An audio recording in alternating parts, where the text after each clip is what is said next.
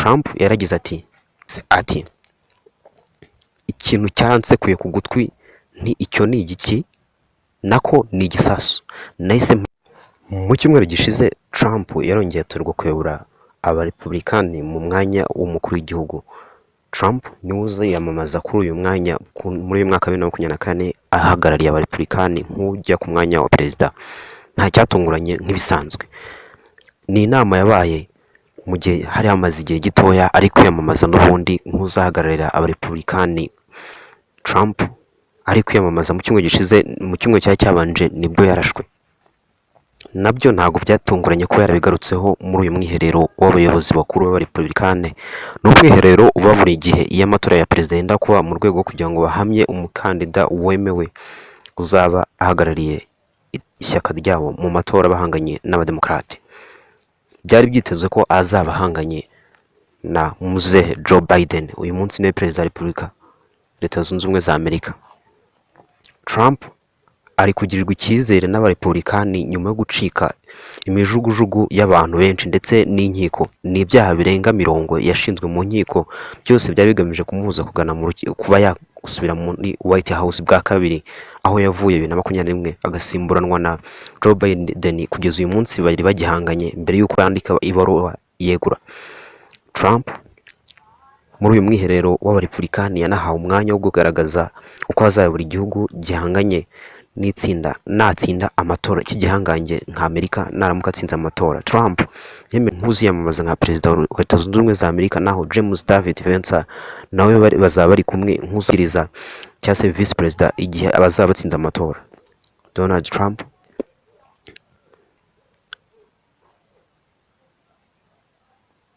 ati Trump nk'umuvugizi w'amacu yarabanje nk'umuvuzi w'amacumu cyangwa se urokotsi nkuba uyirata.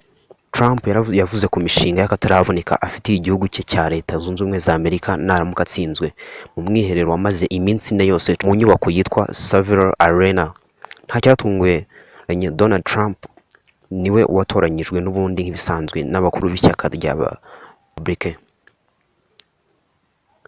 Donald Trump mbere gato yuko aza kuri stage ngo agire icyo abwira abanyamuryango ndetse n'abarwanashyaka b'iri shyaka bamugumye hafi n'igihe yaraswaga, habanje ku rubyiniro umubyinnyi Kid Rock niwe wabanje gusurutsa abarepublikani.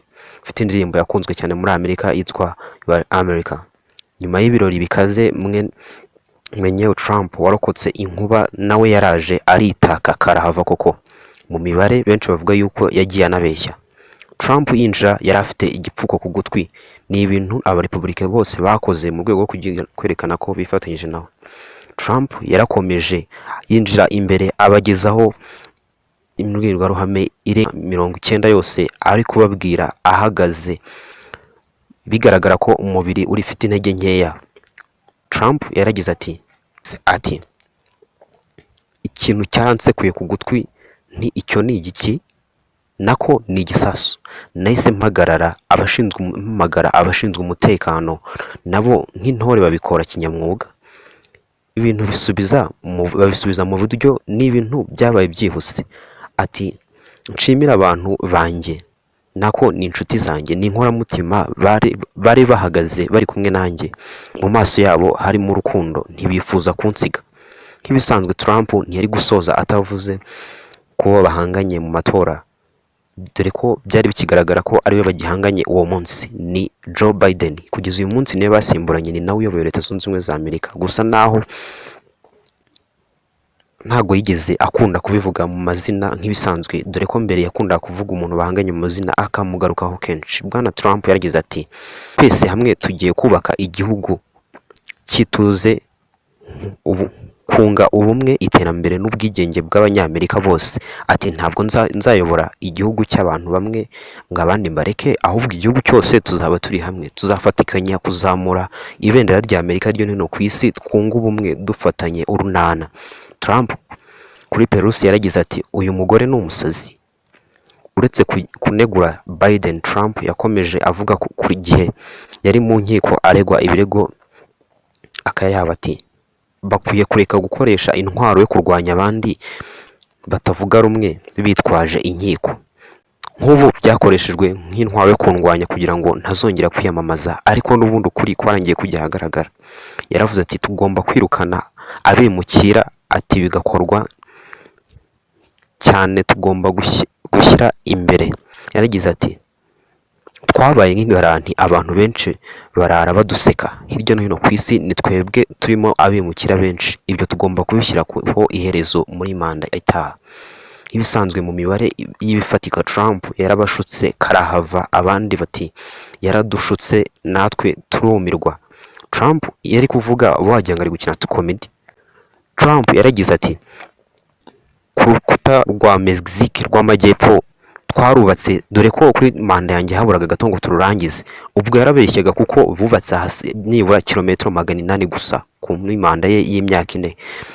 Bivugwa ko we yavuze yuko hasigaye akantu gatoya, ari akantu bazahita basoza kugira ngo bakumire ko abimukira bakomeza kwirunda muri Amerika. Ku biciro naho yaragize ati ku gihe cyanjye twabikubise hasi, tubishyira hasi rwose. Inzobere nazo za BBC na CNN zagaragaje ko aha Trump atavugisha ukuri, kuko iki cyari ikinyoma gikomeye, kuko ku gihe cya Trump ibiciro byazamutseho arenga 20% gusa.